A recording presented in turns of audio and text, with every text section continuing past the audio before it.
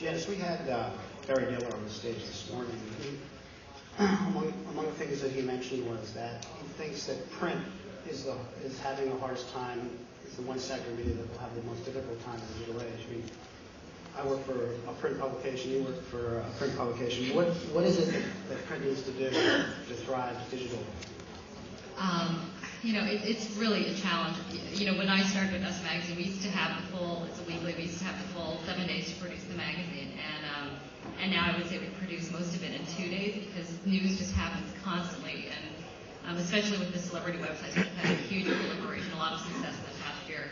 We find ourselves in a position of having to respond to that, which is a position we definitely were not in a year ago.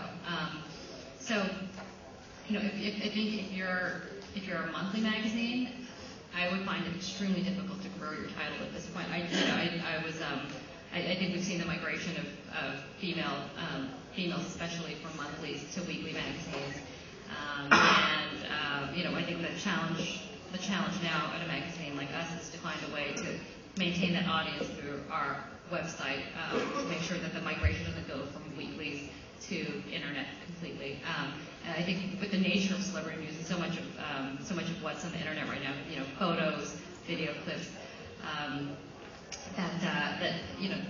there is just no one in this world who wants to wait to see a great picture or who wants to wait to see a great video. So,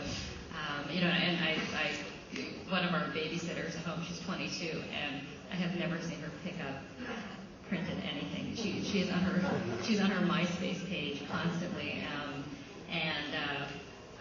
she asked me the other day why Us Magazine doesn't have a MySpace page, and I didn't know. I don't know why we don't.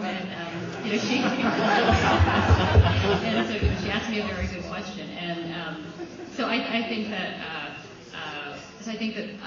us will continue to succeed and has continued to grow even as the internet content has grown. Because I feel it's a good companion to what's out there, that it's a good, credible, news-breaking, fun, entertainment source for young women. But I think to not focus many of our efforts onto the website right now would be remiss. You recently created an editorial position that is a digital editor, or can you explain what that person's role will be? Sure. I mean, it's all, I think as everything with the internet, it just sort of changes day by day, if not hour by hour. So we have this person, his name is Tim Baker. He is creating content through our VO channel, figuring out what the tone is of the website, what it should be. For us, one of the challenges with the web is that the dialogue on the web that people are accustomed to now is so much coarser than you would expect in a magazine. So it's trying to figure out the tone, trying to figure out how to be competitive with the craziness of the internet, where you have 1,000 fake celebrity stories, or stories, period, generating at any point.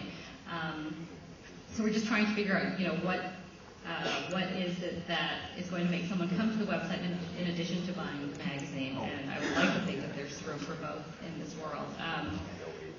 But one of the things we're doing in the magazine, which I think is really important, for the first time this week we actually covered a YouTube star, someone who got notoriety through YouTube. And I don't know how many of you are aware of this Bridezilla video. It's an actress in Canada who staged a meltdown on her wedding day, and everyone thought it was real. And she cut off all her hair because she got a bad haircut.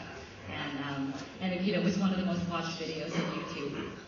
And so we found a woman, interviewed her, and this is great for her. She's a struggling actress, and this was her calling card. And all of a sudden, she's in the pages alongside,